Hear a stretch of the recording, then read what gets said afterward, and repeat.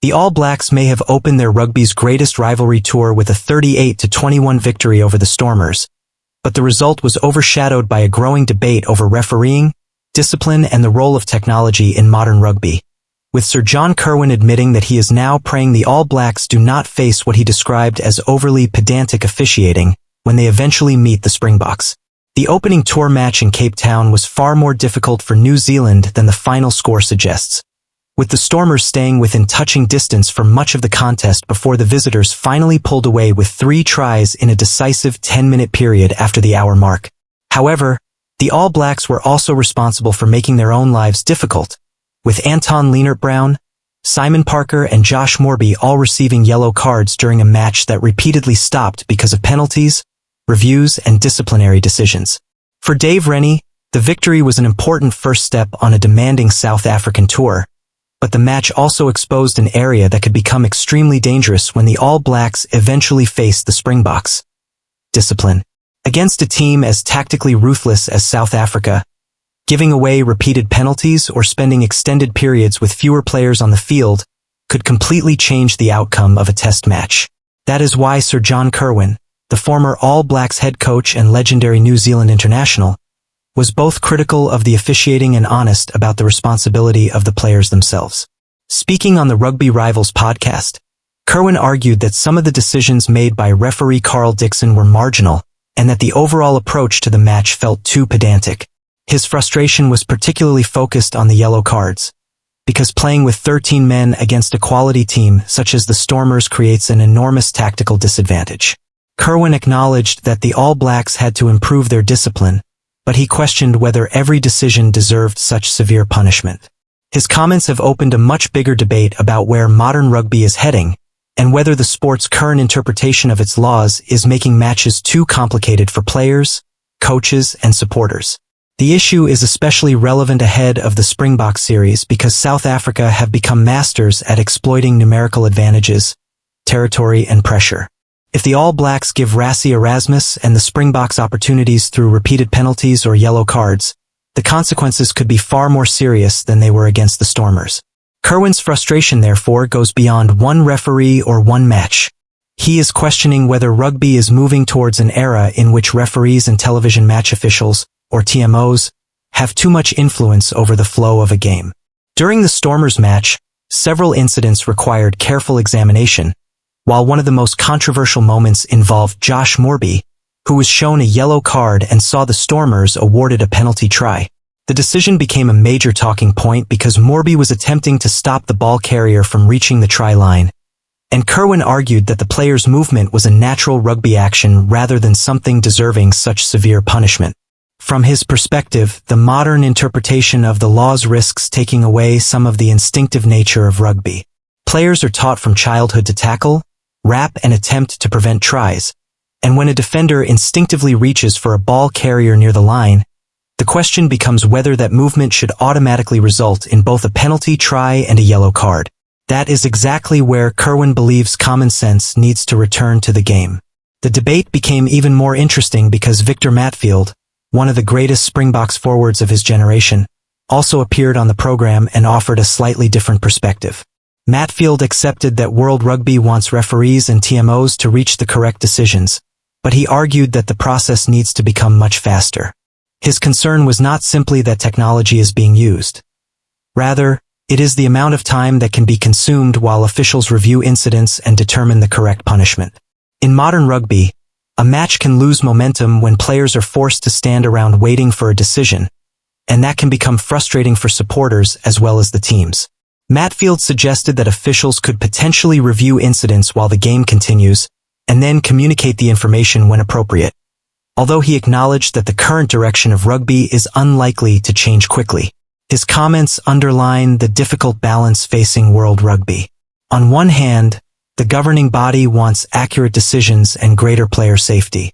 On the other hand, rugby is a fast-moving sport in which excessive stoppages can damage the spectacle.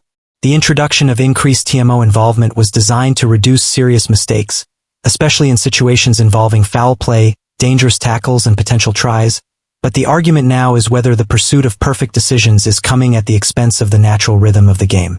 For the All Blacks, this is not simply an issue to discuss on television. It is something Dave Rennie and his coaching staff must address immediately. The players cannot control how a referee interprets the laws, but they can control their own discipline, tackle technique, communication, and decision-making. Anton Lienert-Brown's yellow card for a high tackle is a clear example.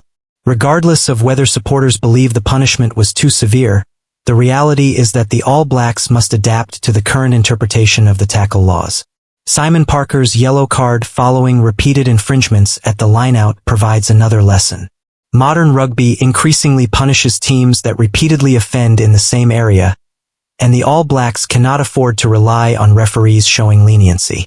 Kirwan himself admitted that the team needs to improve its discipline, even while questioning some of the individual decisions.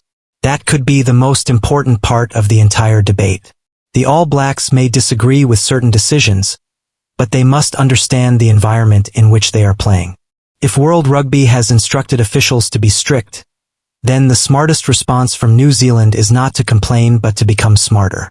That means fewer needless penalties, better defensive discipline, improved tackle technique, and greater awareness of how referees are likely to interpret particular situations. Against the Springboks, those details could determine the result of an entire test. Rassie Erasmus is one of the best coaches in World Rugby at identifying small weaknesses and turning them into tactical advantages. If the All Blacks repeatedly concede penalties in front of their own posts, allow themselves to be reduced to 14 or even 13 players, or give South Africa opportunities to attack from close range, the Springboks will almost certainly punish them. The physical strength of South Africa makes playing against them difficult even with a full team, so numerical disadvantages could become devastating. This is why Kirwan's comments should not simply be viewed as an attack on referees. There is a warning inside them for the All Blacks. The team needs to understand that modern international rugby is being officiated differently from the game that many former players grew up playing.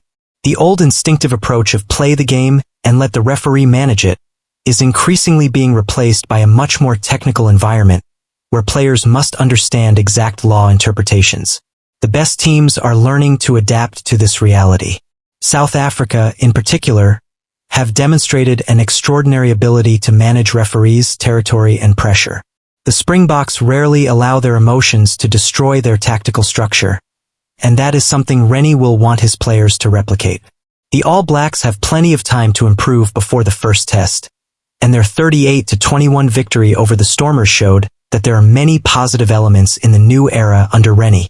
The visitors produced enough attacking quality to score 38 points, and their ability to pull away late in the contest demonstrated the depth available to New Zealand.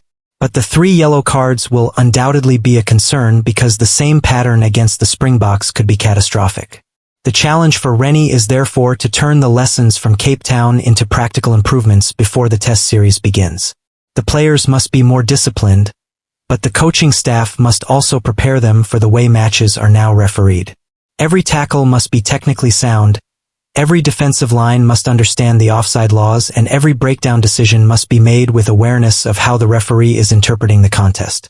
The role of the captain will also become extremely important.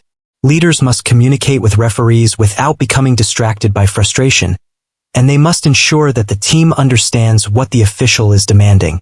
If a referee is penalizing a particular area repeatedly, the All Blacks need to adjust immediately rather than continuing to make the same mistake.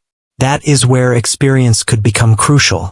Players such as Artie Savia, Beauden Barrett, Cody Taylor, and Scott Barrett have spent years playing at the highest level and will understand the importance of adapting to officials. Younger members of the squad will need to learn quickly.